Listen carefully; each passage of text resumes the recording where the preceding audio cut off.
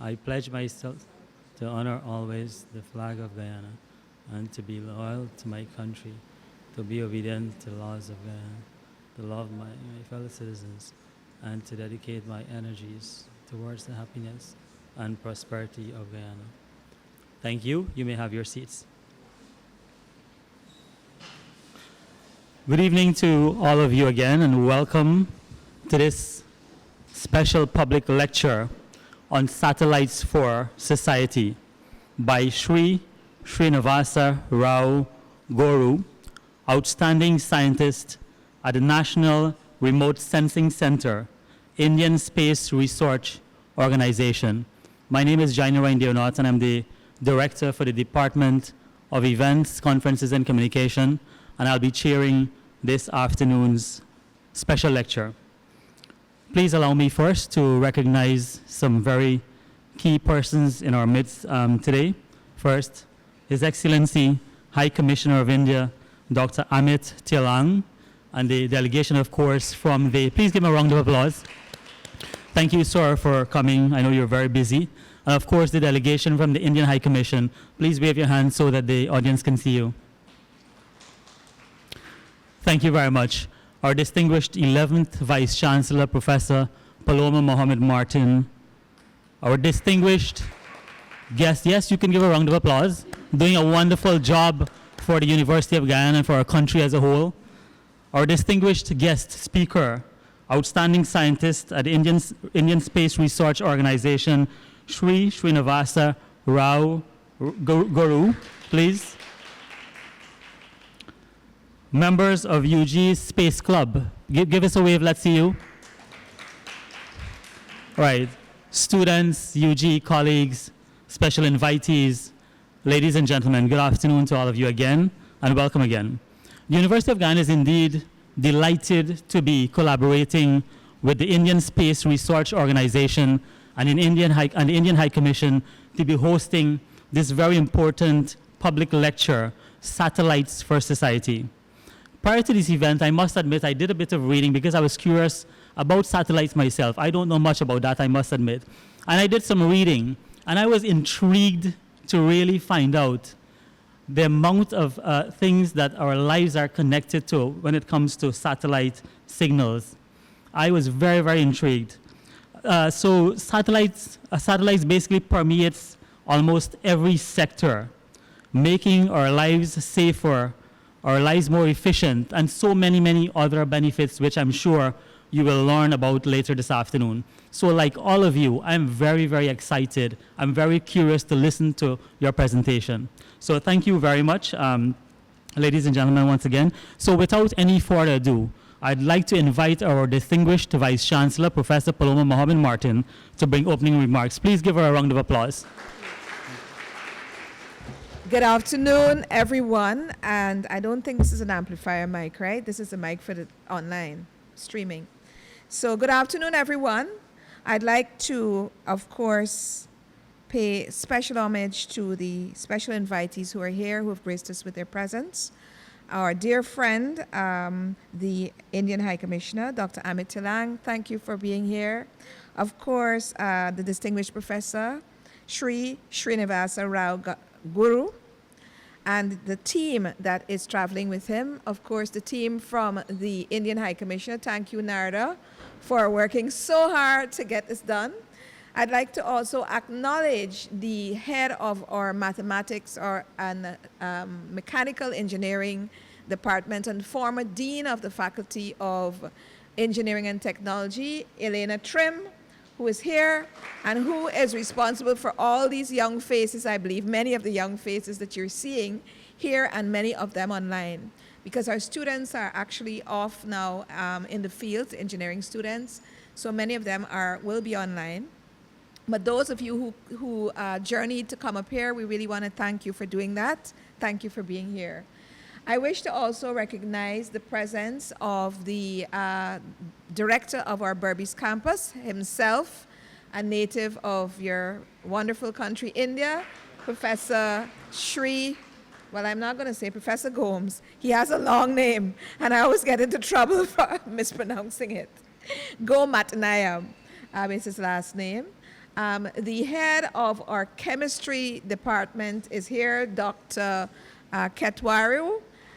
Very interesting human being as well. Is there, who else is here? So we also have students from our astronomy club. The president is here, Mr. Samir Mohamed. We have a student or maybe some from the university's very nascent and very young space club. And so those who are here and online, I'm told most of them have graduated or are graduating this year, so we have to get a new crop. But that's also something that we need to do. And all other students who are here, thank you. Staff who are here, those of you who are online. Jai, thank you so much I know you're splitting yourself in 3 parts because we have a big children's camp going on just across the hall. So, and Christine and those others from my office, Dr. Chargir, thank you so much for being here. So, I'm always excited about space. I became interested myself in space, and a lot of people would not know this about me. Well, they're getting to know it now. I was about 11 years old when my godmother gave me a very fat book like this called Contact by Carl Sagan. Anybody who's into space would know the name Carl Sagan, and I became hooked. I also was at the time reading books about reincarnation and all kinds of religious books. So Christian books, Hindu books, Muslim books about religion, and pondering, as most of us do, the origins of life and how we got here.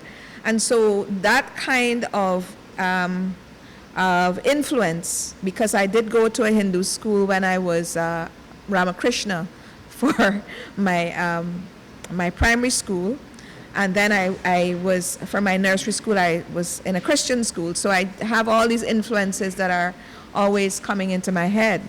But as a scientist, my interest kind of in quantum physics grew very significantly when I was in university, and I maintained a very, very strong interest in things like string theory, quantum physics, and now in the futurists' work. My own interest in the future of humanity and mankind is also kind of wrapped up in this question of not only now where we came from, but where we're going to go, and where we've already gone, by the way, when the planet no longer can sustain life, human life, but of course also how this is going to happen. I read every night about 3 articles on science, and most times I'm fed because that's my interest. The algorithm hands me some of the ones. Articles on what's happening in space exploration. And I prayed every night for when Suni was trapped in outer space, every night for her safe return, because I was really concerned that she was going to be perhaps the first person to actually die in space, and I didn't want that to be her at all.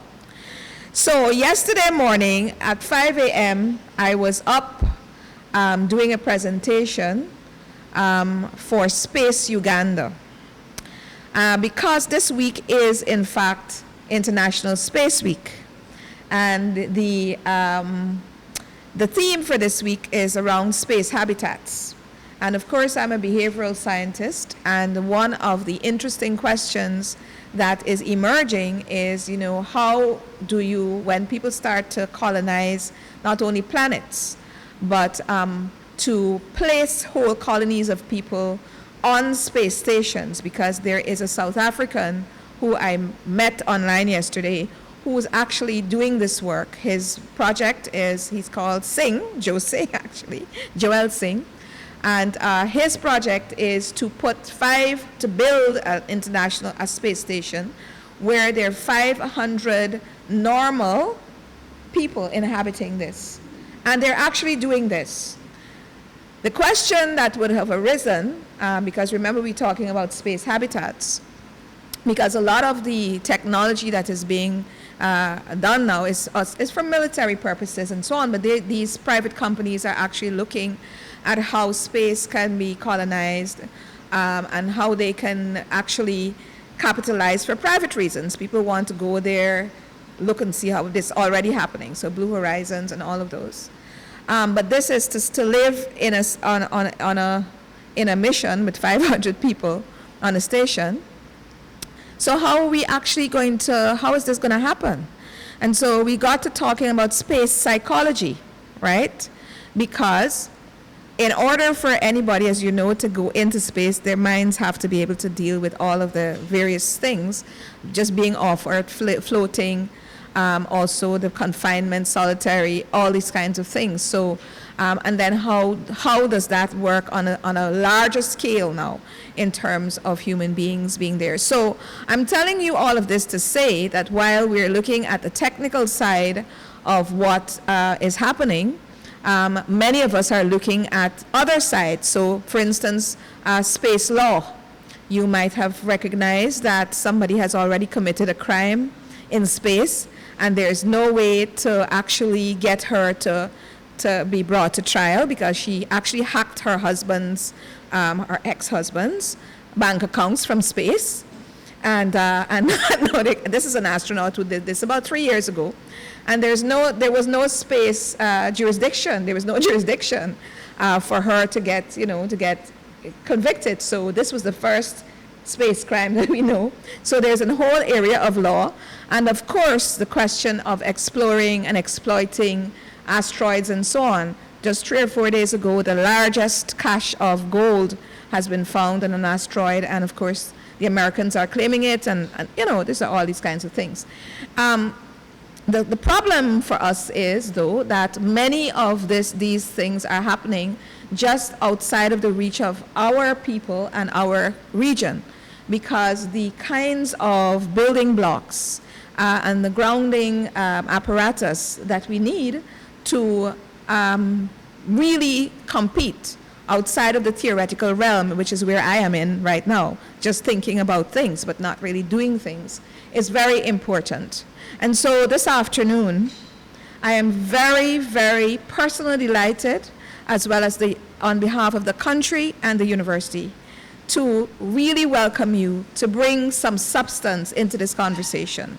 And I also know that based on the way in which the Indian government works, it's not only going to be about talking. We know that there's some workshops already we've been invited to speak about this at the level of CARICOM, but also at the level of the university. What can we do to boost our physics program?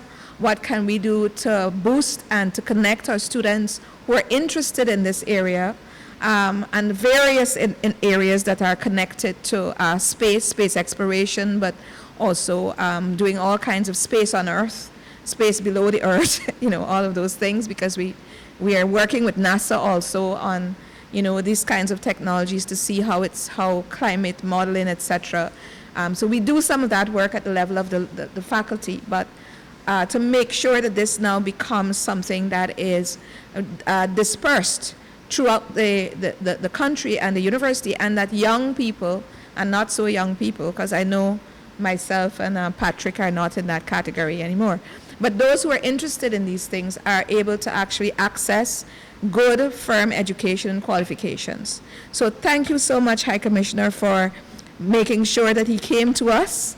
Thank you for coming, and I'm really looking forward, on behalf of all of us here at UG, to hearing what you have to say and to working through a program that is much more tangible in the future. Thank you, God bless you, and welcome all.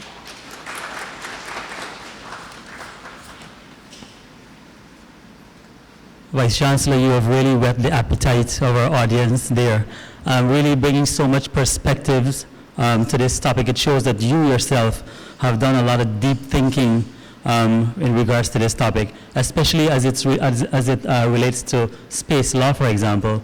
So that'll be very interesting to hear your thoughts on that later on in your presentation. So thank you very much, Vice-Chancellor. Ladies and gentlemen, we're delighted to have with us the Indian High Commissioner to Guyana, His Excellency Dr. Amit Telang.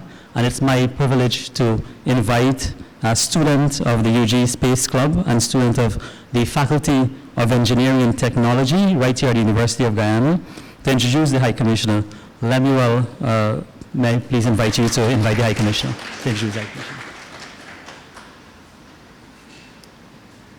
A pleasant good evening, everyone. VC, Dr. Telang, Mr. Shri, delegates, heads, director, students from the various clubs, pleasant good evening once again. Dr. Amit Telang, he has assumed office as High Commissioner of India to Guyana in October 2023. He is concurrently accredited as High Commissioner of India to Antigua and Barbuda and St. Kitts and Nevis, and besides being accredited as India's ambassador to CARICOM and as Consul General of India to the British Overseas Territory of Anguilla. A medical doctor by training, he has previously served in Indian overseas missions in Berlin, Moscow, and as Consul General of India in Frankfurt. Please give Dr. Telang a hand of applause. Thank you. Was you welcome him?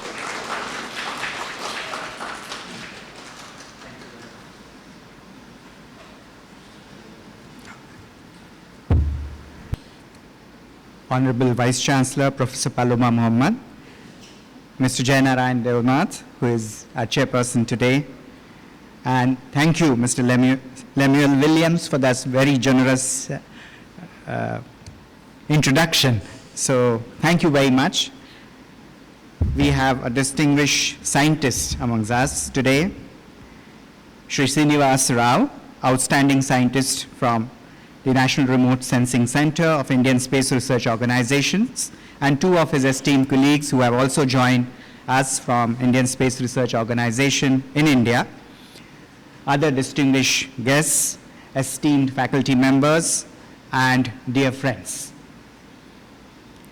In fact, as a child, I remember that whenever in school, if we were not able to do something, any particular task, then it was but natural for the teachers or your parents to tell you, this is so simple, this is not rocket science. Why you are not able to do it?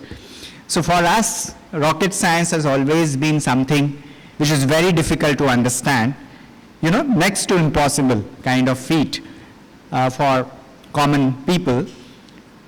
And therefore, when I got the privilege of meeting somebody from the Indian Space Research Organization, I was expecting that they'll probably come with some extra antennas or something like that, because they are different people than all of us.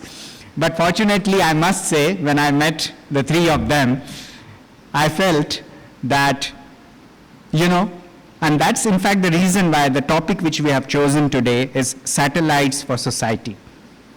And I think it's a very apt, and I would say a befitting kind of topic, because it is basically bringing the understanding of space, space science, and space research to different aspects of our life. And over the last, I think, probably we met a couple of times since they have arrived, and you name it, and there are so many areas where space science and the ISRO and various allied organizations associated with ISRO are contributing, starting from agriculture to climate change, disaster management, and so many other areas, in fact, have applications of space science. So it is something which is part of our day-to-day life, and not something, so while I entirely agree with Professor Mohamed when she mentioned about the law of space, and of course we have reached that frontier in terms of what we have achieved, and it would be remiss on my part if I don't mention that the biggest credit or contribution which I personally consider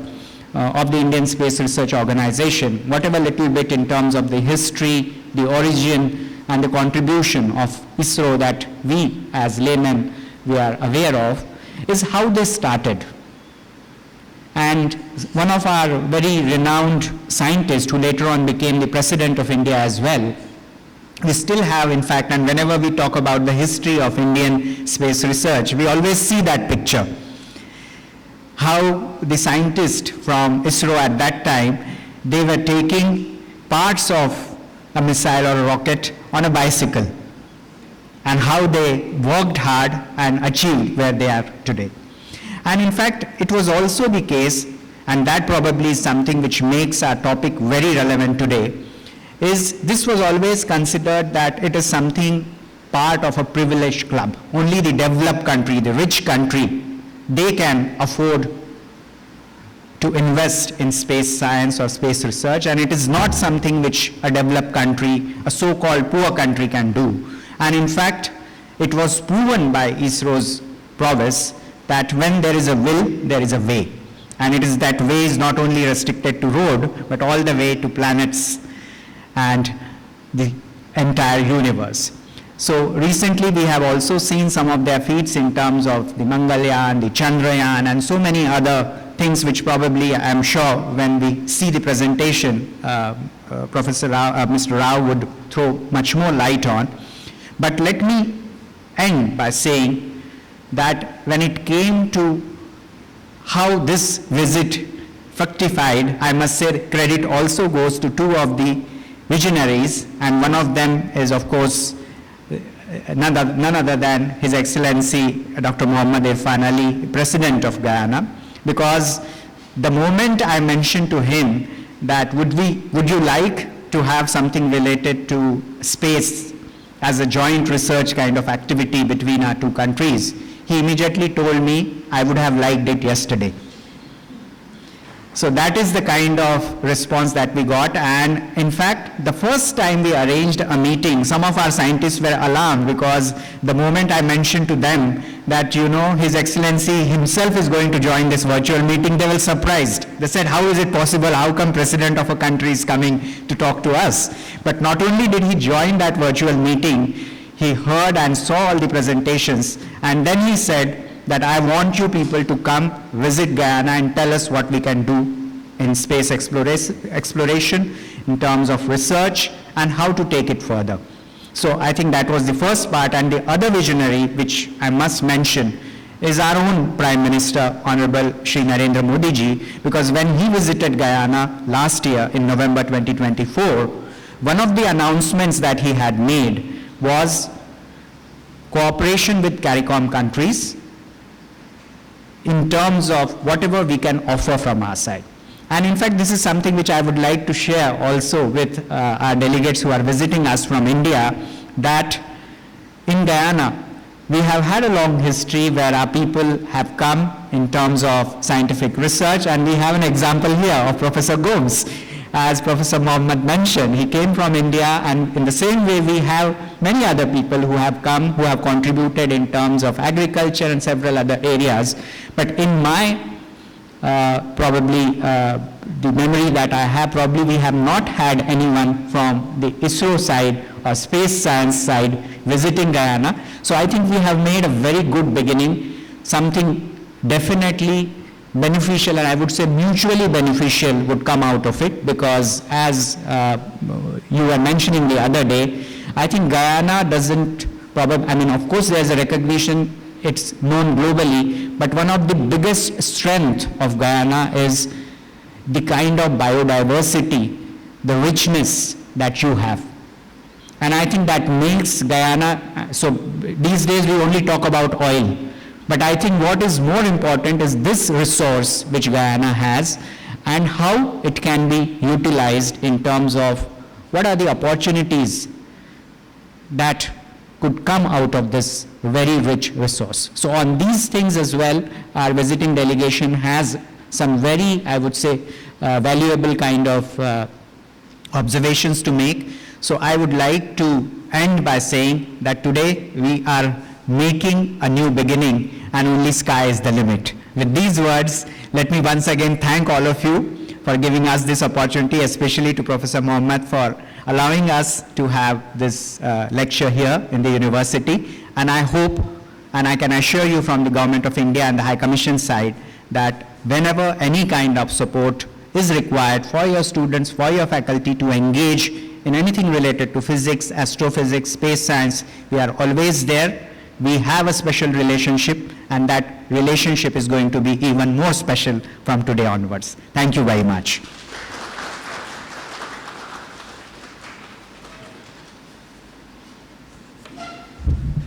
Thank you very much, High Commissioner. You can do better from that, for the High Commissioner.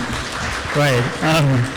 Thank you very much, High Commissioner, and I can assure you that the University of Guyana will take you up on that offer. There's so much that we can do to collaborate with India. India, as you know, is a leader in space and space technology, a leader in the world. And I'm very, very happy that you were able to raise that with the President also. And of course, this is as a result of that discussion you had with His Excellency. Ladies and gentlemen, we've come to the high point of this evening's program, and that is the guest lecture, the special guest lecture by Professor Rao Goru on satellites for society. But before I call on Lemuel again to introduce our guest speaker, please, could you please make, I know you have a lot of questions that you would wish to ask, but please make note of your questions so we have a smooth flow of the program. Make a note of your questions, and we'll, I'm sure that we'll try our best to answer your questions or to hear your comments. So please give Mr. Williams again a chance to, a round of applause as he comes to introduce our guest speaker. Thank you once again. As a longtime enthusiast of space and space research, since I was a little boy, I always looked to the stars. It is my honor now to introduce Mr. Shri Srinivasa Rao Goru. Mr. Shri Srinivasa Rao Goru is an outstanding scientist. Over the last 34 years at the NRSC, National Remote Sensing Center, and ISRO HQ, Indian Space Research Organization, he has made pioneering contributions to supporting disaster management activities in India and across the globe. In addition to other notable achievements, he has been instrumental in leveraging space technology for effective disaster response and mitigation, particularly through the ISRO DMS Disaster Management Support Program. Mr. Shri Srinivasa Rao Goru was the first to introduce digital flood maps in India and developed the Flood Hazard Atlas for Assam, Bihar, and other states. These tools have become critical for flood monitoring, preparedness, and risk reduction. As Associate Director for Disaster Risk Reduction at ISRO headquarters, he spearheaded the ISRO DMS program activities across various ISRO centers, enhancing its capabilities and reach. In addition, he contributed significantly towards the realization of National Database for Emergency Management, NDEM, at NRSC, and the Integrated Control Room for the Emergency Response, ICRER, at the Ministry of Home Affairs. Apart from contributing to the country, he significantly contributed to disaster management support for the Asia-Pacific region through the Sentinel Asia Initiative. As Executive Secretariat member of the International Charter Space and Major Disasters, he supported the disaster management efforts across the globe for a decade. He was also given a responsibility of leading the International Charter in 2015 and 2021. Recognizing his contributions in disaster management, he was honored with ISRO Team Leader Award and several other ISRO Team Awards. He has approximately 50 publications in peer-reviewed national and international journals. Apart from disaster management, he played a key role in improving ISRO NRSC's outreach activities in various states, fostering greater public engagement and awareness of space technology applications. At present, he serves as Deputy Director for Earth and Climate Studies area and Deputy Director for Remote Sensing Applications area at NRSC ISRO. And driving new initiatives in agriculture, water resources, urban studies, forest and ecology, geosciences, disaster management, ocean, atmosphere, and land processes to enhance satellite-based applications towards natural resource management and climate change mitigation. Ladies and gentlemen, distinguished guests, please let us welcome Mr. Shri Srinivasa Rao Goru.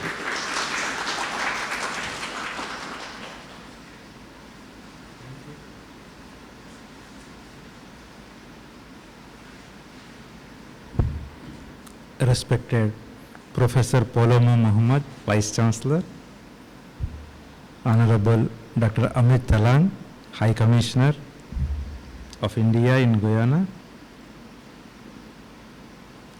Mr. Deonauth,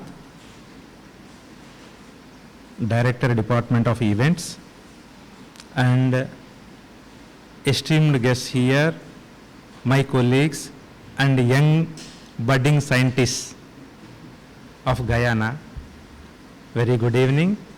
So today we just go through how India could achieve top 5 countries in the world, though India is still a developing country. India could achieve top 5 spacefaring nations.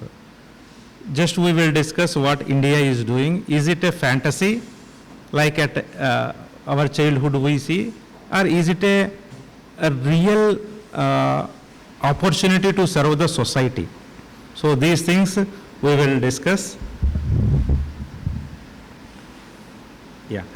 So I don't know how here the kind of awareness you have about space technology, but in India, recent times a lot of space technology awareness has been brought in, and from children, say from high school, 6th class onwards, they have fairly good knowledge about what is happening in the space sector. ISRO also puts a lot of effort in catching them young. So if you know at the very budding stage, certainly you can focus if you are interested. So that opportunity ISRO is giving in the country. So now you can see here that how without knowing we are using space technology.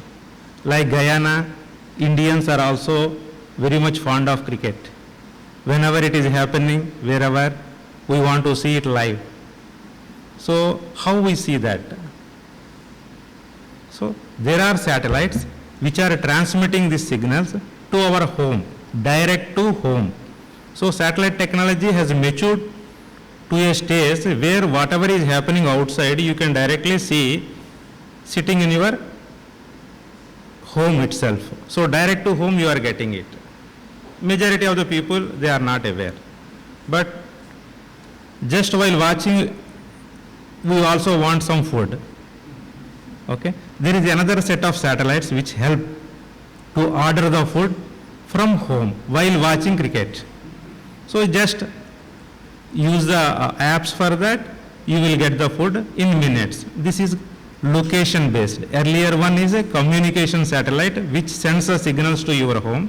The other one is a navigational satellite which provides from where you are ordering.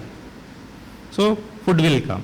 So our life has become very easy just because of satellites. So very few people know. There are several other examples also how satellites are saving lives. So there is another set of satellites which are meteorological satellites, which provides what are the extreme events that are going to happen in your region. So we have an INSAT series of satellites wherein they provide information on formation of storms. We call it as cyclones. If you know early, if you can detect early, you can take appropriate measures. In 1999, there was one super cyclone in India which has claimed more than 15,000 lives. In 2013, similar cyclone, same place, it is zero casualty. So the technological advancements, the awareness in the society, in the government, made it zero casualty. And it has become a best example worldwide how to mitigate cyclones. United Nations Disaster Risk Reduction has made this as one of the best example for other countries to follow. So here now we have discussed several things. Communication satellites for TV, for automatic ATM, if you want to draw the money, so again it sends the signal to satellites to bank and get it. So like that there are several things. Now your phone or you can say internet, we are getting through satellites only, particularly areas which are inaccessible. Through land-based infrastructure it is difficult to develop. So satellites are the only way we can get. Similar way, navigational satellites. So in India, for fishermen who goes into sea for a fish catch, they will come after some time. Some people little go deep into the sea. It takes some months also for some people. In such cases, any cyclone is brewing there, they do not have any connectivity. So using navigation satellites, we are providing them alerts, warnings. Two things we are providing. One is where they can go to have more fish catch. Second, any disasters are approaching, we are giving early warning so that they can reach the coast immediately. So these two services we are providing from national.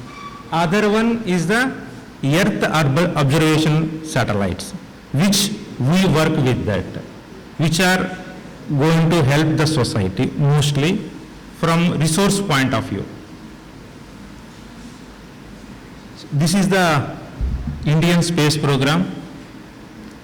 Our Honorable Amit ji also told about it. So it is like ISRO won't run by people. It is run by passion. If you are having passion, irrespective of your hurdles or challenges, still you can move ahead. So that is one example. In India, they have actually no space to work. Luckily, we got a church who offered that space, so they started there. And there is nothing infrastructure available. Still, these are our senior scientists who started working with small things and delivering that through bicycles or bullock carts. And I do not know whether you are aware or not, there was a famous cartoon in New York Times when we want to launch one satellite to Mars. So it says if we are successful, we will get into one space club, means select countries which reached Mars. So before our launch, they put a cartoon saying that elite club, few countries are there, Indian farmer kind of person who bullock carts runs, he is knocking that door.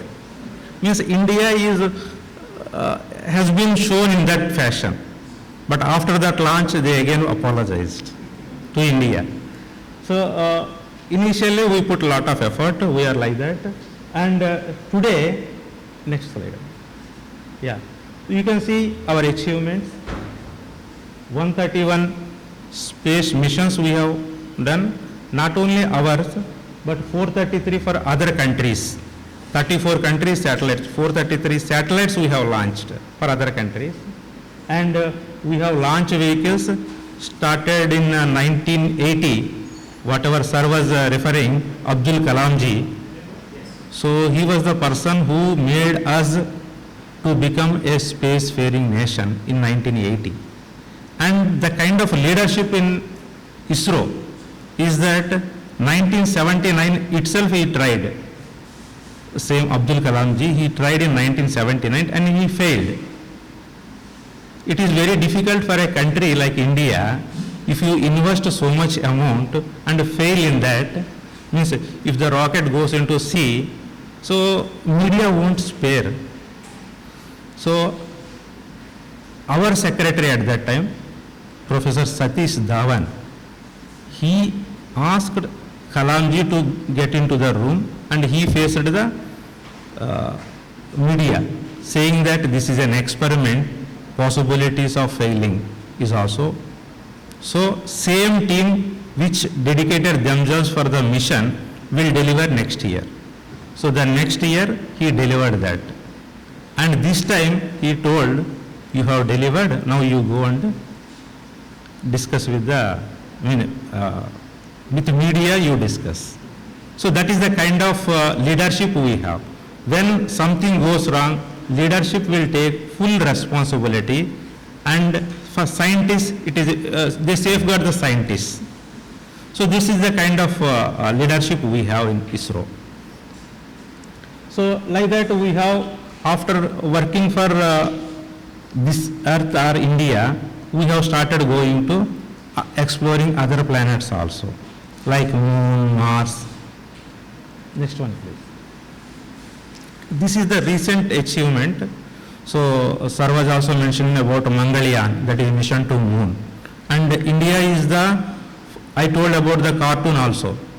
So India has successfully sent his satellite to Mars orbit in its maiden attempt itself. And none of the countries in the world could make it in the first attempt. So they have to say sorry for that, New York Times. So this gives again for us, initially though we are not given proper respect, and the successes will give us more, can say, confidence. And 2023, India landed on soft landing of its lander, Vikram, and rover, it is Pragyan. So Honorable Prime Minister has given a name also to that place as a Shiv Shakti. If you don't go there, you won't have any authority to speak on that. So now anything on moon, developed countries has to consult India also, because we have our presence there. And India is the first country in the world to land on the near to southern pole of moon. So if you land where other people have landed, they know that terrain, they know its various characteristics. If you can make it at another place, the same people will come to you for sharing your observations on that, so that we will become a partner. Instead of dependency, now we have become partners. And next 1 week you will see NASA ISRO mission is going to be launched, which is one of the unique mission. So that kind of respect now we have across globe, and Honorable Prime Minister also mentions that if it is from ISRO, it is very economical. So it is better than our normal transport. Per kilometer how much we spend, whereas we spend much lesser when we go to space. So then we also have a recent times we have sent one satellite to observe moon, its coronal impacts, all those things. Similar way, Honorable Prime Minister has given several directions to us that we have to send a person to moon and have our own space station there. We call it as Bharatiya Antariksha Station. Antariksha means space. So that is in 2035. He has given timeline also. By 2040, we should have an Indian on moon and safely bringing him back. So our roadmap is very clear. So ISRO is putting its best efforts towards that. And SpaceX is the one of the experiments just to have our Bharatiya Antariksha Station. So in orbit, when it is moving at 24,000 kilometers, 2 satellites have to dock themselves safely. So that we are successful now. So we have completed that in 2024 end and 2025 starting. Multiple times we could separate them, again we could combine them. And recently one of our ISRO colleague went to ISS, International Space Station, to have observations. How we feel going, what are the things we have to learn from that. That is useful when we are sending our people there. So this also recently we have done that. Next. So all this credit goes to Dr. Vikram Sarabhai ji. We consider him as the father of our space program, and he is the visionary. When India is not able to provide proper food to people, he started this. So we are in this race because we are the early starter. So whatever little we have, with that we started. Slowly we build, and today we have all these achievements, and credit goes to him. Next one. And particularly he told we should be second to none in the utilization of space technology. You know, India is a very populous country, more people, limited resources. So we should understand what are the resources we have. Manually, it is not possible. Only with satellites, we can have the synoptic view and get various details about whether it is water resources, agriculture. So you can manage somehow to serve the people in a better way. Next. So this is all evaluation. You can move it. Yeah. So now 2020, India has changed the space ecosystem in India. Like it was entirely under government space related activities. Now it is open to everyone in India. So students are making satellites in India. ISRO launches that. We have a program for students. Whenever we are launching any satellite, some space we keep for students. If they apply early, so that space is for the student satellite. So it is all encouraging the students, bringing them towards the space. And we have another institute, that is InSpace, which is the bridge between ISRO and the private sector. Several startups are there in India. Several industries are now working with ISRO. We have transferred the technology. Now they can launch whatever ISRO is launching so far, so that more launches will be there, more market for the globe. They can come to India, they can launch their satellites. So more people are now involved in space activities in India. Similarly, we have our commercial arm, that is called NSIL, New Space India Limited, which any commercial requirements are there, they can approach. They will in turn discuss with the industry as well as ISRO and accordingly support the commercial activities. So a lot of statistics you can see how much industry they are working. Several young people are working now. Next.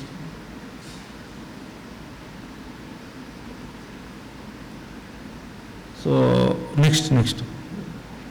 Yeah, this is so many missions we have. As I told you, Mars Orbiter mission, Chandrayaan, then recently Aditya L1.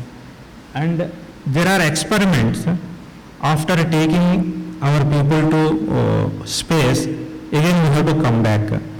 So that kind of experiments we have, that you can see that like aircraft. So you can see on top there, the last one, where you have something like what we say, cone like thing is there, on top something is there. So that is a human rated launch vehicle where the people will sit in that, and the top portion is reusable. It will take them back to Earth. So that is the kind of things now we are getting into. Till now we are sending only some satellites which are not humans, but they can also take some vibration. Though we have a vibration test, but sometimes due to some reason some vibration is also there, they can take that. Whereas a human being cannot take that. So we should be very, very careful when we are sending a person. So we call it as human rated spacecraft. Next. Yeah. These are the satellites what we have. Next. So when I say this communication satellite, navigation satellite, we have discussed about TV as well as location-based services like Swiggy, all those things. But there are several other things like search and rescue. If there is a ship or a boat it's going to some regions going to drown, we have some equipment installed in it. Simply if you press, one signal will go, satellite will take that, immediately it will send it to our control room, from where it will be given to coast guards who can quickly go there and rescue those people. Search and rescue, this is one thing. And tele-education and telemedicine. Today we have very good bandwidths, very good networks also, internet, but earlier times it was not there. So inaccessible areas still it is not there, even though we developed. So those areas through satellite, you can consult a doctor. So people in the remote areas, they have no access to health medicine. So they can directly discuss with the doctor in city and get advices. Similarly, education. So the children in the inaccessible areas, they can listen to the professors from allied universities. So that kind of programs are there. Next. Yeah, 1 minute. So this is what today we are going to discuss on Earth observation satellites, or we call it as remote sensing satellites. Whatever we see, or if I am observing you or you are observing me, I know how you look, I know what color you are, what type of dress you have, all these things. So this is only small part of the energy that we are receiving from sun. Sun energy, that electromagnetic spectrum is quite wide. Our eyes can only see very small part. So there are sensors which can detect in the other parts of that spectrum. So satellite uses, apart from visible, all other spectrum areas through different sensors and different techniques. So we know, suppose if I am looking at someone, say for example you, I know how you look, all those things, but I do not know the temperature. So during COVID time we have put some sensors where while you are entering itself we know what is the body temperature. If it is beyond some degrees, so we isolate them. So these kind of sensors are already there in satellites. So from 800 kilometers or 500 kilometers range, they look at each part of the earth and provide what is there in that spectrum, whether it is temperature is more there, temperature is less. And synoptically, as a group picture, so it will take for entire say India at a very low resolution as a group picture, and individual houses as a close-up photo, individual houses also it can capture. For that we have different satellite systems. So there are at 56 resolution or 360 meter resolution or 1 kilometer resolution, they have a wide swath. In one sweep they can cover almost entire India, of course Guyana very easily. Then we have very high resolution, 28 centimeters. Suppose you have a scale, white color scale. If you keep it in a road which is a dark color, satellite can identify that. So that kind of satellites are available now with ISRO. So 28 centimeters and 1 meter multispectral it can provide. There is an object, it cannot say scale, but it can say that some object is there based on the contrast. So contrast, resolution, several other things matter. So see, like that, here some OceanSat 3 we told. It is a very unique satellite through which we can get observations for entire globe. And it has one instrument called scatterometer. These scatterometers provide ocean winds that help us in detecting the cyclones very quickly. Generally, we used to use visible infrared and thermal infrared cameras to identify a cyclone. It takes time to bring these clouds together to form a cyclone kind of observation. But well before that, the wind circulation provides us leads that there is going to be a cyclone. So the time we identify it as a cyclone and the time this scatterometer gives, at least 4 to 5 days time is there. That is how India could able to manage zero casualty. And INSAT is a geostationary satellite. This is at 36,000 kilometers. All others are at 500 to 800 kilometers above Earth, whereas this one is at 36,000 kilometers. And at 36,000 kilometers, the satellite speed and Earth rotation are same. So even though India rotates, this also moves at the same speed. So always it is available for India. So all geostationary means with respect to Earth, they are stationary. When two cars are moving with same speed, we can discuss, we can exchange articles, all those things. Like that, when Earth and these satellites are moving, if you, those things are geostationary, so you can make a call. It will go to satellite and come back.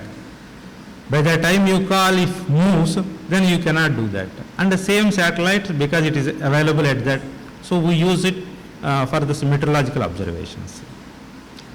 And apart from that, we also have aircrafts. In case some disaster comes, satellite availability, all other things sometimes have issues. So we use aircrafts also, very high resolution. So for several floodplains in India, we have 50 centimeter contour data, so which is very, very essential. And using aircrafts we have done, and then drones as well as ground-based observations. So these are all our total network. Whatever we do, we have to again qualify with ground-based observations. Next one, please. Next one. Next one. Yeah, this is what we discussed now. So we only see the left part, whereas the right part with sensors only we can see. Next one. So satellites, these are all Earth observation satellites, they move pole to pole. So the moment it comes towards India, we capture all the signals. If it is moving somewhere else, then we cannot capture, because the antenna cannot capture that. So we have another ground station at Antarctica. So because it is pole to pole, majority of the majority of the satellite data reception happens at Antarctica. So some of our scientists, they stay in Antarctica to take care of this one. So more and more data we are able to get because we have a station at Antarctica. Next. So these are the satellites. One is OceanSat. OceanSat series helps us identify the chlorophyll in the oceans, which is food for fishes. And it is not that all fishes come to food. They have some certain other conditions also, like the water temperature. So based on temperature, if it is very cold, they may not come. So there are temperature variations. So that also satellite captures. So you know the temperature of ocean, you know where the food is available, chlorophyll, for the fish. So once you integrate these things, which are the potential areas where these fishes are available. This alert goes to fishermen in India 1 day in advance, so that straight away they can go to that place and have more fish catch. And another one is Cartosat. This is very high resolution. I told you can identify your buildings, even other things like a scale and road. Like that you can identify each and everything very easily. Then we have a very different kind of satellite, which is a resource sat. In this, 3 sensors are there. One sensor has a wide swath, around 700 kilometers. Means this country can sweep very easily. And also another 2, which is at 25 meter, another is at 5 meter, approximately. So at a time you can capture these things and you can also extend those things. So you will get all information. And 5-meter camera is also agile. You can move it. Whichever place you want, you can tilt it and get information. Other things are all nadir looking. You cannot change anything. And the other one is RISAT. It is a radar imaging satellite. So during night time you can capture. Other things are all only captured at generally daytime, particularly at 10:30 or so. So this one can penetrate through clouds. It has its own source of illumination. So it will send microwave waves to earth and then again receive those things. So they look very simple, but there is a lot of understanding is required, because a wave coming from hill, a wave coming from normal land, plain land. So if it hits the hill, it will go first. Though it is moving like that, first is plain, next is hill. It is moving like this. But response comes from hill first, later this one. We have to resolve all these difficulties while analyzing. Now, things are okay, but it is not so easy the way we think, but there are several challenges. Still now, majority are all resolved. So operationally we use it. Next one. These are some of the samples. Next one. Airport in India, Mumbai. You can see aircrafts. Next. These are all time series satellite data. It is not just one time imaging. So multiple times it will image. So if you combine these things, you will get how different features are changing, like forest how it is changing, water resources how it is changing, agriculture. So in different fields we can make use of satellite data because of its stability of the platform, and also we can say very qualified quality data. Next one. All this data India has opened to the globe up to 5 meters. Anybody can download and they can make use. This is the portal called Bhunidhi. Bhu means earth.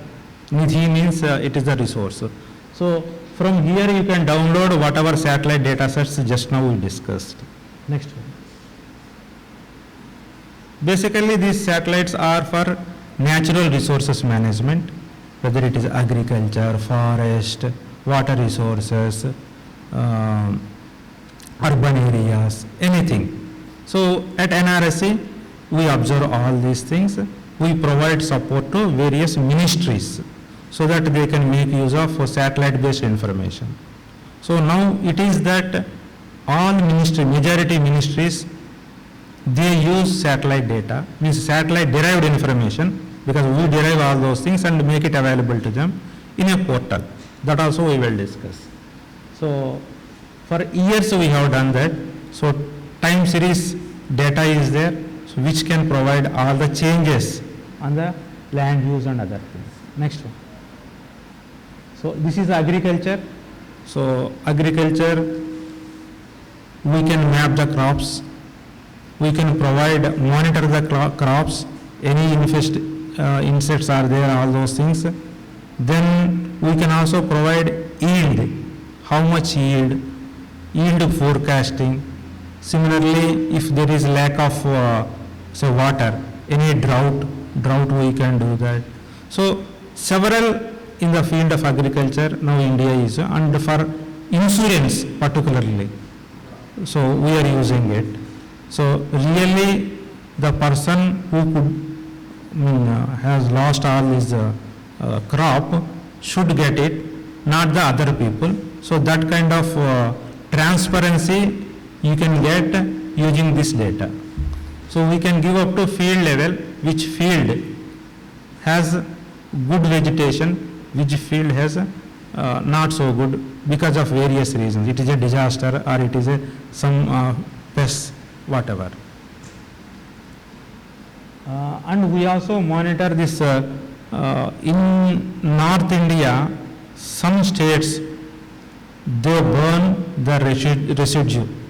So this will become again pollution, air pollution. So that also we monitor that. And several other things. Next one. So bottom, whatever is there, it is which is the ministry that we are supporting. Say Central Water Commission, Ministry of Jal Shakti, like that. So we kept all those things, and which SDGs, Sustainable Development Goals, we are providing the information. So in water resources, water body information. So every 15 days, we have total India, what is the status of a water body, whether it is a reservoir or normal thing, everything is available. Similarly, irrigation infrastructure, how much acreage it can help to produce crops, and irrigation planning, when to release water. All decision support tools are available now. There are several snow related, snow melt related, then glacial lake outbursts, floods. So several other things. Whatever is on earth, the majority of the things are covered. Next one. Forestry, particularly useful for Guyana. So forest mapping and disturbances. Then forest fires. One is identifying active fires, and then burn scars mapping. So several things we do that. Biodiversity is one of the important things. Tomorrow my colleagues, they are going to present there. Next one. Next one please. Rural development. Previous, yeah. Anyway, so rural development, we have a scheme in India because India is more people, government has to support them. They will give employment opportunity for rural youth to construct ponds, check dams kind of thing. So we support government scheme, whether really they are building, the construction is happening or not, monitoring from satellites. So transparency in that scheme, which is I think lakhs of crores we spend on that. So government is having a better control over that. Next one. The land use, land cover, that is perennially we do, every year we do, at a different scale, at a 1:250,000 scale, 1:50,000 scale, more detailed, 1:10,000, where village people can make use. So we have a portal called Bhuvan Panchayat. Panchayat level people can make use of this one. What are the resources they have? If they want anything, like they want a check dam, so they can also use this portal for their check dam. They can plan where they can have, and approval system is also built in that. Next one please.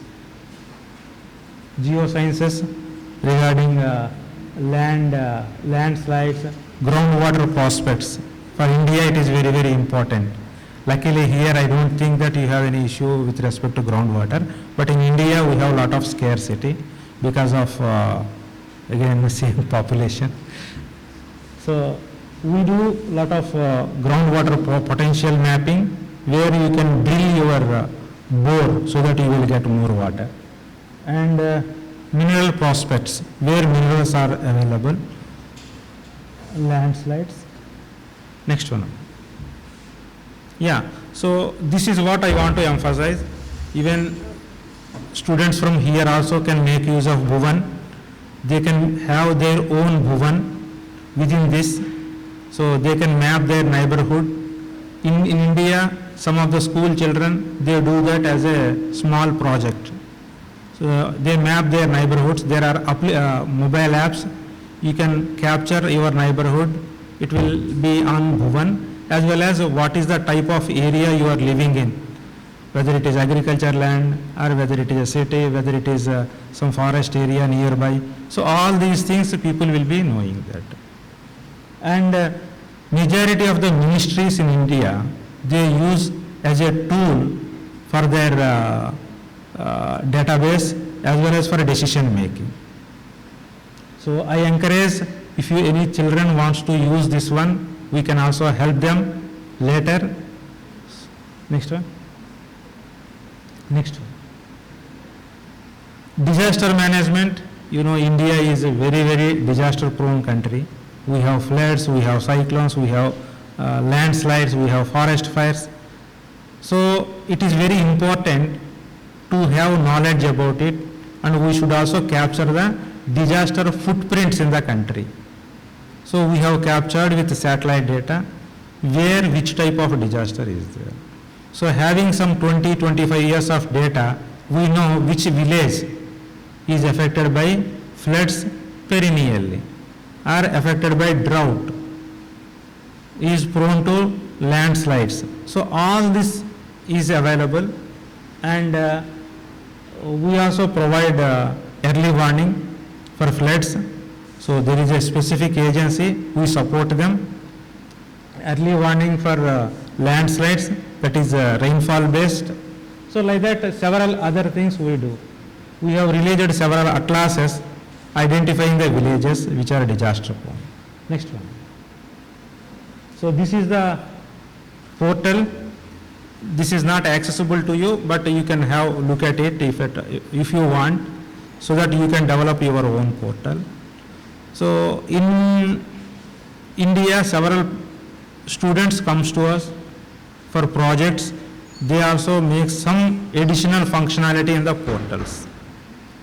So this is now Government of India, Ministry of Home Affairs. They have adopted this. They call it as ICR, Integrated Control Room for Emergency Response. So they are at one place, they will see all disaster related activities, whether it is early warning, whether it is response, whether it is mitigation, for any disaster, they can see there. And NDRF, National Disaster Response Force. These are the people who immediately move to the place of disaster and help the people. So they also use it for their routing and other requirements. Next one. Climate. This is another important thing. So India generates essential climate variables, particularly over Indian region. So with respect to land, terrestrial, oceanic, atmosphere. So we have observations from satellites as well as ground-based networks. Next one. Yeah, next one. No, next one. So this is the nicest is the portal where you can have everything is freely downloadable there related to climate. So students, they can make use of this. And next one. Whatever I told about geostationary satellite. So there is another portal for that, that is called MOSDAT, where you will have cyclone related information, storm surge related information. All these things are kept in that. And general weather related information is available. Next one. Next. So as I told you, not only just helping the government, we want to have next generation scientists. So we need to identify those people who are interested. So this is one example where we have kept a specific outreach facility. Every day about 200 to 250 students visit that facility, where we have science on sphere. All our applications are on a particular sphere there. Dynamically people can watch what is happening. It has very big impact while directly looking at it. Similar way, we have a robot with which you can interact, and it is not a normal robot, it is a geospatial robot.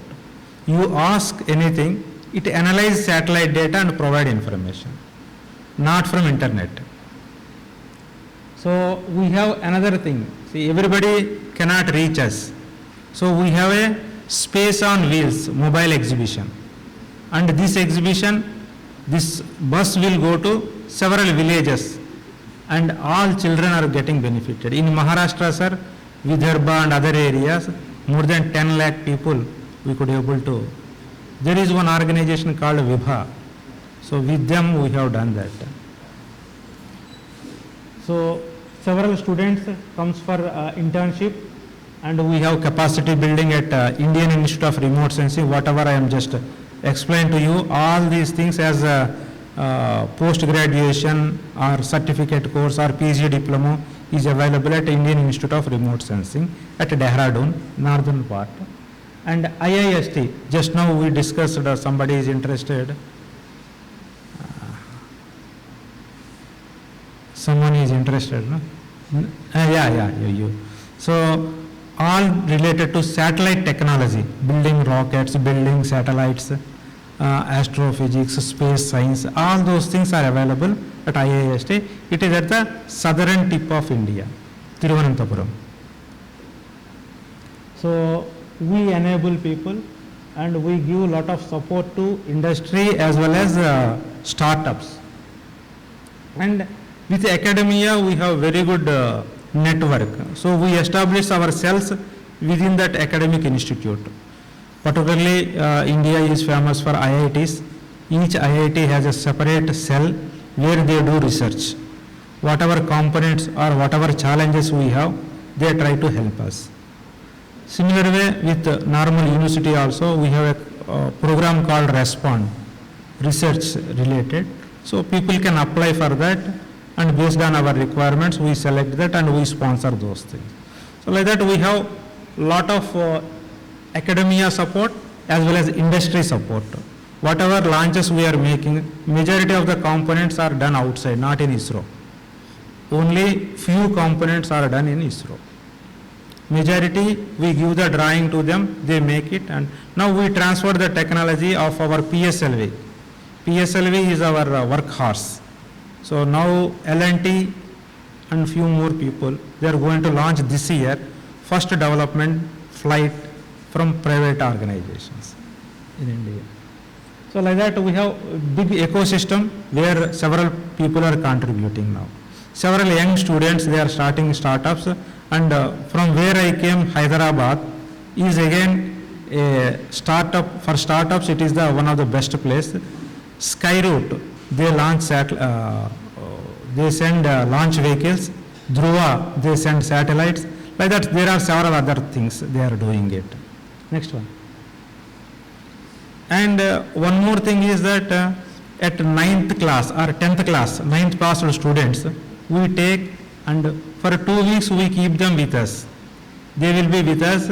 They are given awareness right from space, rocket science, satellite building, applications what we have discussed now, and all other things. So 2 weeks they stay with us, and the way it is happening, we saw a lot of difference in those children. So this is one of the unique program we called Yuvika, Yuva Vignan Karyakram. So maybe sir can think it of here for awareness. Next one, please. So this is, as I told you, everything somebody need not help you. Everything should be in your hand. If you click, it is coming in. Can you click that? Hello everyone. Today I'm going to explain about our mobile application ChatGS, which is used for analyzing the geospatial data in near real time. ChatGS was developed by dedicated students at NRSC ISRO under the able guidance of NRSC mentors. So let me start with the whole interface and how the application works. What is the water spread of Osman Sagar during 2024? Thanks for using our application. Processing your query. Analysis is going on. Retrieving the satellite data. Please wait for the result.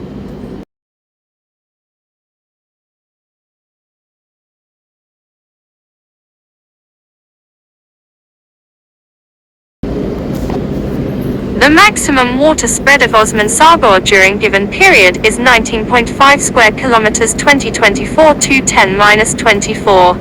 The minimum water spread is 12.09 square kilometers 2024-8-25. And now we can see the time lapse of the duration we have asked, along with the bar graph that shows the maximum and the minimum water spread.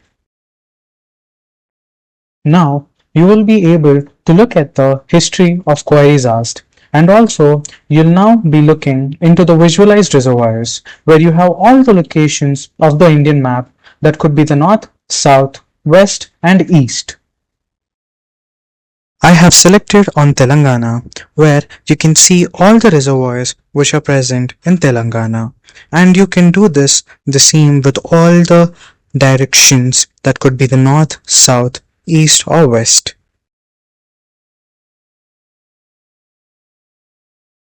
We also have an additional feature in our reservoir section where we can select a reservoir from any state and select the time range, and we will receive the geospatial data. Thanks for using our application. Processing your query. Analysis is going on.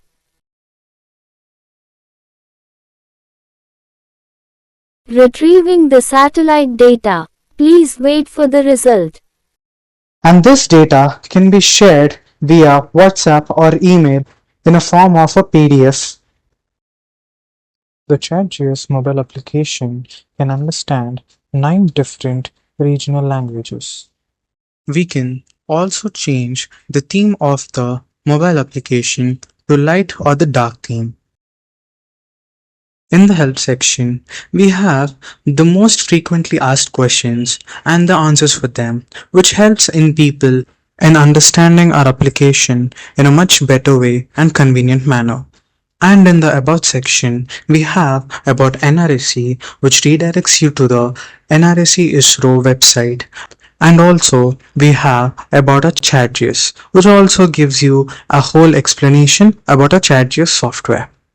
So that's it about our ChatGIS mobile application. We hope you like it and understand it better. Thank you. Yeah, it is running. Okay. So this is a chatbot using large language models, using artificial intelligence. This is developed by students, not by us. So we only told them, you do like this. It is a set of students who developed this. I think you are not getting the voice. So you can speak to that. Sound is there? Sound option. So you can speak to that. It will provide based on your requirement what it has to do, which satellite data it has to take. Everything it decides and analyzes and provides you the information as a map, as a voice, as a text, as a graph. All these things in 1 minute. So it engages you throughout the minute. So you need not wait. The moment you click it, it starts speaking to you what it is doing. So you will be engaged. By the time you can get all this. So this is the graph. I think a little before that animation might have gone. So, and in India we have multiple languages. It supports several languages. Anybody, including a farmer, he can speak in his own language and it helps. So such kind of possibilities are there. Yeah, next. Next please. So we came to end of that today's talk. So these are all next level satellites we are going to have in India. One is OceanSat 3A, like earlier one, and NISR, NASA ISRO satellite, which is a unique satellite with L band and S band, and very high resolution stereo. So one satellite with 2 cameras, it look at Earth in different angles so that you will get stereo, means depth perception. So through that we can identify what is the height of a particular area. We call it as elevation model. And combination of 3 satellites, that is HRSat, which will provide high resolution data every day. It is a constellation of 3 satellites. So then thermal imaging, Krishna, as well as G20 satellite for climate related applications. And finally, we are going to have next generation geostationary satellites which have lightning imaging sensors. So lightning is also another important disaster in India. So we are right now working with the ground-based network. We are able to provide them all the details. Next one, please. So this is how, as I told you, we are going to land on moon in 2040. So before that, 2035, we will have Bharatiya Antariksha Station. Next one, please. Yeah, thank you so much.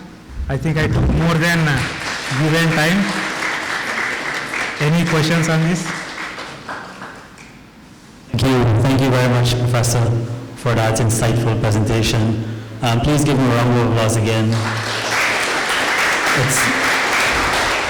It's clear that India has really advanced in terms of satellite technology and space development. I thank you very much for sharing your knowledge, your expertise with us this evening.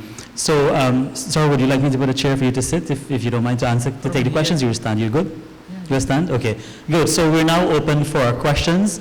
Please identify yourselves and you can ask your questions. If you indicate by raising your hand, I'll bring the mic to you. Ask your questions and Professor will respond. Yes. Thank you very much, Mr. Guru, for the excellent presentation. When you mentioned that you were going to be partnering with Guyana and by extension CARICOM for a space research program, something inside of me jumped because I was so longing for such a program in the country. Well, anyways, myself, being an enthusiast in space, I went ahead and do a couple of things. One of them was that, I don't know if you're familiar with TinyGS, the TinyGS framework, where we have CubeSats. Yes, the universal CubeSat. So I went ahead and built one of those ground stations. So I'm actively receiving satellite data packets from university satellites. So from that now, I went on and it's like, the next step, trying to build a prototype CubeSat, right? A 1U CubeSat. So I just trying to experiment with the various techniques and challenges and so on. Obviously, it wasn't space worthy, it was 3D printed, but still I was trying to get a feel of the electronics. One of the main challenges that I ran into was sourcing certain components, right? Certain specialized inertial measurement units, the communication modules, the optics, very, very difficult to source. How do you navigate? Do you make custom modules? Do you design your own? Okay, for this, we have a program called Unnati. It is United Nations based program. So wherein we give capacity building for several countries to build small satellites. Maybe that is the most apt for you. So I will explore whether Guyana is also, this region is there or not. Yeah, that's what. So Unnati is the program. You can come to India, you can learn that, how to build all those things. So we have a center called URSC, UR Rao Space Center. They are the specialists in building all these satellites. Whatever satellite India launches, those are the people, they build the satellite. Sensors from another center, applications from our center. Like that we have Center of Excellences. So URSC organizes this Unnati course. Maybe through sir, you can reach us. Thank you. Next. Yes, please identify yourself. Good night, my name is Christoph Shepard. So my question is, considering all these advancements in satellite imagery, do you think that this will be a breach in national security, and what measures are you putting in place to avoid that? National security? National security. Yeah. And what measures are you putting in place to avoid that? Yeah, we use separate set of satellites for national security. So both imaging and video kind of satellites, which has the capability to take the video of the areas where particularly border areas, what is happening there, and also imaging also. Very agile satellites where you can move the satellite orbit also, and where you can move the camera also. Otherwise, you need to have number of satellites. So with minimum satellites, which are very, very agile, you can capture what is happening, particularly at border areas. Already it is in place.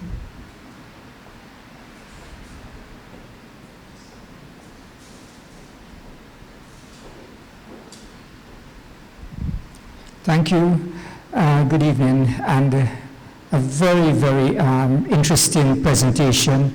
And I can see almost all the technologies and services we can use immediately, right? And I hope that when you do talk to our government and other stakeholders, they're aware of this, because I can see immediately, like in agriculture and all of those things, how much we could use it. Like currently we have an issue, a seasonal issue with paddy bugs, right?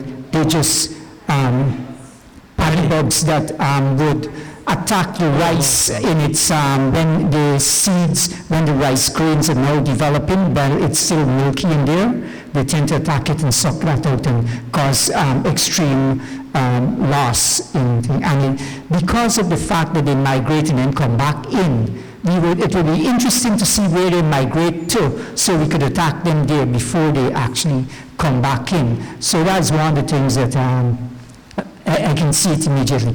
But more importantly, I can see also the issue with communications, especially right now we're using Starlink, right?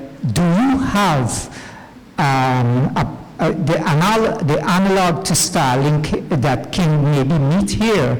Because one of the things that I'm worried about is that you have all these services, but there's a footprint of your service. I would be interested in terms of where does it, how much of it can Guyana get from that? So that, and once again, I'd like to say congratulations to ISRO and the Indian nation for the amount of stuff you guys have done. You've taken it from nothing to where we are, cheapest space all this stuff with space, and make it very easy also to things. So it was one of the most important things I think came out of your space program, making it affordable. Thank you. Yeah, so two questions you have. One on the agriculture related. So in India, we use satellite information for understanding how locust moves. So locust comes from other parts of western part of say Saudi area. So it is a disaster here also, in particularly Rajasthan, Delhi, and nowadays it has come up to Bihar also, the last 5 years back. So we know what are the potential areas, how much it can travel, where are the breeding points, and where are the other areas which are favorable for these locusts to move. So similar way it is possible with high resolution satellite in your case, and also we prefer drone based service if it is a localized thing instead of waiting for satellites. You will get more better information at centimeter level, and also satellite based weather information which are favorable conditions for them to migrate. So these combination may be useful for your first question. Second question, Starlink is the only one of the things, but India as of now is not thinking in that line to have its own Starlink kind of communication satellites at LEO orbit. As of now we are providing these services for India, at the most for neighboring countries. We are using geostationary satellites, so it is always at India only. If it is at 800 kilometers kind of means LEO orbit, then they keep moving. So that is what Starlink is using. Certainly. Thank you very much. Geostationary, one satellite is more than enough, not only Guyana, entire this particular area? Thank you very much for your response to that question, Professor. So, well, two questions. I can perhaps take the liberty of asking a question on behalf of our students. I wanted to ask, what are the opportunities for our own students to perhaps do exchange programs? I see High Commissioner, High Commissioner, I don't know, you can respond to, but what are the opportunities for our own students to perhaps visit India or do exchange programs or build capacity for our students in general? Would you like to respond, sir? He's the right person. Yeah. I don't know whether I'm right or not, but yes, we do have programs in terms of, especially for university level students, we have the scholarships which are offered under the Indian Council of Cultural Relations. So how it functions is that students have to apply for a specific course in any of the university or the institution which is offering the course of your interest. And once that is approved by the university, like your admission to that particular, or your registration for that course is approved, the scholarship is provided by Government of India through the Indian Council of Cultural Relations. Going beyond that, once you have completed your graduation, in case you would like to enroll for any specific course, and it can be ranging from basic physics to astrophysics to a whole set of areas, all of them are also covered under our Indian Technical and Economic Cooperation Program. They can range from something like as short as 2 weeks to sometimes longer program as well. And under that program, in case the University of Guyana would like, which I was discussing with Honorable Vice-Chancellor as well, we can actually send experts to visit Guyana and do and conduct those courses here itself. So based on the requirement, we do that, and of course regularly students and people have been going for these courses. More of them are from the government sector, but as I said, University of Guyana can always second your students, postgraduates, and we'll be very happy to offer those opportunities. Thank you very much, High Commissioner. Yes, so we have another question. Thank you. Good evening. It's not really a question, it's more of comments. First of all, thank you for this informative presentation. A few months ago, I don't think anyone would have fathomed that Guyana would be so close to being involved or to partner with any nation, particularly India, on space-related education. So I saw a lot of things that Guyana can benefit from, especially since we are going towards that digital push right now. We are looking to integrate digital technology into every sector. So I saw very important things coming out for our climate change, since we're below sea level, urban planning, and of course definitely our biodiversity. So that is very important. So I do hope that we continue to foster that relationship where we can take this outside of the lecture room into something very useful for the nation. I want to just add quickly something, if this is very appropriate for me to add in terms of an opportunity. I saw that Israel partners with a lot of startup companies, startup organizations, to send satellites into space and to do other activities. I'm currently the ambassador of one startup coming out of India. It's called Space Kids India. So Space Kids India has a STEM educational program, and this is a worldwide program, and Guyana is on board. And essentially it offers a free online course for young girls between the ages of 14 and 18. It trains these young girls in STEM, physics, coding, mathematics, everything, ranging from basic knowledge to how to build a cube satellite. I heard this young man speak of a cube satellite. So that program is currently ongoing, and I just want to pitch that out there because I heard a lot of questions, what opportunities are there for Guyanese, this in particular, more young girls. Coming out of this program, one girl from Guyana will be selected to go to India to actually have hands-on training to build a satellite, which will be launched by Israel. eventually, probably next year or the year after. So this is a good opportunity to foster that relationship between Guyana and India. And if anyone is interested in having their child, and even Dr. Mohamed, Dr. Paloma, if I now realize that UG has a space club. Forgive me, I did not introduce myself. My name is Devika. I'm also a student of UG. I'm a master's student of UG currently. And if the Space Club knows of any young girls who would be interested, or any young student who's just out of high school, that would be a really great opportunity for them to get involved, because I do see some great programs coming out of India, and for someone to be selected to go there to actually train how to build a satellite, it's leaping beyond the skies. It's leaping beyond the skies. So yes.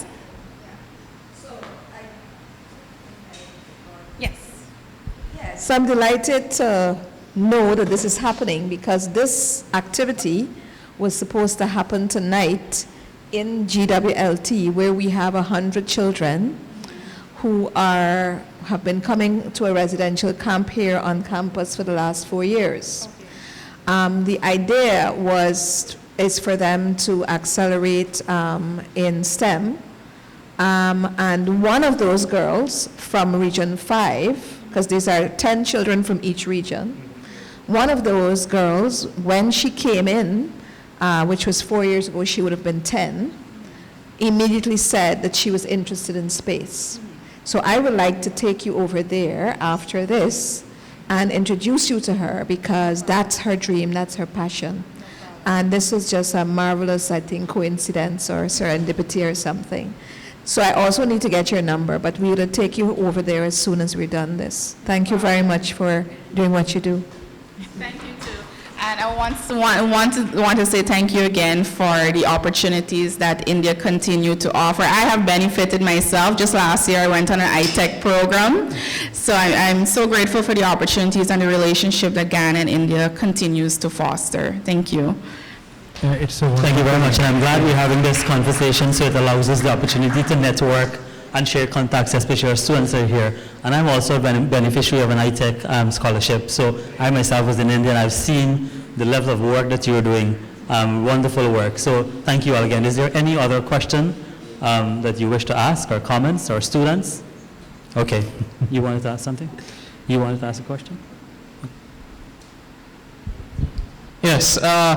So I was looking into the concept of pseudo-satellites. Pseudo-satellite. Yes. So I was looking at Guyana's landscape and the feasibility of us launching our own satellite program, and I was considering whether pseudo-satellites might be a better alternative for us as a nation, be it small now and still developing. Would that be a better alternative to geostationary and LEO satellites in the current state we are, or should we just go directly into LEO? I mean, when I say go directly, finally it all depends on the final outcome, what you are expecting from that. So any satellite, whether it is geostationary, LEO or pseudo, whether it is serving your purpose or not, what purpose you are launching. Okay, so the purpose I was looking at, it was mainly for monitoring of agriculture, precision agriculture purposes. Okay. So monitoring forestry, monitoring crops. By extension, I was looking at the purposes of the sensors could be extended to certain climate applications in terms of water monitoring, flood monitoring, and so on. So generally, when it comes to precision agriculture, so you can use high resolution satellite data, drone based data, as well as IoT based data. So if you combine these things, you will get excellent results. Which part of that plot, agriculture plot, is having issues, how much nutrient you can apply, all these things you can have already. A work is happening in India. Yeah. You see any pseudo-satellite example in the region? Somebody is doing? No. Anybody is doing pseudo-satellites in this region? You have seen any instances? Because pseudo-satellites have some issues in the sense they are controlled by the local physical forces, wind, etc. Even if you park something at 8 kilometer, you need to balance that wind speed, etc. And HAPs are not yet to come so easy. India has developed an app, but it is still for defense purposes, and they are very local. See, of course, Guyana suits that purpose, but definitely we can look into, because India is also in a nascent stage in terms of HAP or pseudo satellites. Stratolites, US is having its own company, etc., but they are using probably it for defense purpose or some local traffic monitoring purpose. We don't have that much of experience yet in pseudo satellite to that level. That we are compensating from, as sir said, drones and IoT. Okay. All right, thank you very much. Thank you very much. Good evening, everyone. My name is Jaheem Lewis. I am a now starting second year mechanical engineering student of UG. And my question relates to space pollution. Now, space is very large, and I know that satellites have many orbit heights, but as more countries send up satellites and so on, space pollution will become a bigger problem more in the future. So I was just curious if you guys have any, anything in place for that, if you're thinking about it and so on. So we have a dedicated center for that, which is called ISTRAC, which tracks the satellites, not only satellites and the space debris also. So space situational awareness is their program, wherein they identify various objects in space and they should not collide. So they monitor in case of possible collision to move the satellites, live satellites, so either above or below. After that they will keep it in the orbit. So 24/7 they work. Not only that, India has promised in UN, USA, that we will, whatever satellites we are launching, it should not become debris. So we will keep some fuel in that, either it will go to graveyard. There is a graveyard in space also for satellites. So we leave them at that orbit so that it will not interfere with normal orbits. That is one thing. Or we withdraw them so that they will get into atmosphere, burn majority of the portion, and they may fall in some ocean. So these two things generally now majority of the countries are agreeing, so that that space debris is at alarming rate. So we want to at least reduce that rate first, and then recovery is a little complicated process. People are trying for that. It will take some time. Understood. Thank you very much. Thank you very much. Ladies and gentlemen, please give it up for Dr. Rao Goru. Excellent presentation, and thank you very much for a very engaging discussion, for answering the questions. I'm sure that you have learned a lot from this presentation. There's quite, Professor has left for us to think about as students, as Guyanese, as a country, because if we want to move, if we want to develop, we have to really move with technology. And I'm glad that this conversation has started already at the national level with the government. So thank you very much again. Vice-Chancellor, you would like to make the final comment? Yes. So please give Professor a louder round of applause for a wonderful presentation. I'd like to invite Liana Mendonca, fourth-year student in biology, in the Faculty of Natural Sciences, to do the vote of thanks. Please give her a round of applause as she comes. All right. Good evening, everyone. As we come to the end of this evening's distinguished lecture, it is my privilege as a student of this university to deliver the vote of thanks of what has been a truly informative and thought-provoking lecture. Let me begin by expressing our sincere gratitude to our chairperson, Mr. Deonauth, he's been well, for being an excellent chair. Secondly, I would like to thank the High Commissioner, Dr. Amit Telang, for delivering brief remarks this evening. Your apologies. A special thank you to our distinguished speaker, Mr. Srinivasa Rao Goru, for sharing such a valuable insights with us this evening. Yes. Your presentation has opened our eyes to many ways satellite technology can solve real-world problems. So thank you so much for sharing your knowledge, especially with us, the students. To our university leadership, thank you, Ms. Vice-Chancellor, Professor Paloma Mohamed, for delivering open remarks and for your continued commitment to knowledge sharing and for your continued public engagement through distinguished lectures like this one. Lastly, to the Office of the Vice-Chancellor PACE and the DEC team, thank you for making this event run so smoothly, and finally to all of you who've joined us this evening. Your presence and engagement are what makes events like this meaningful. So thank you so much for being here tonight. Be safe and have a great rest of your evening. Thank you.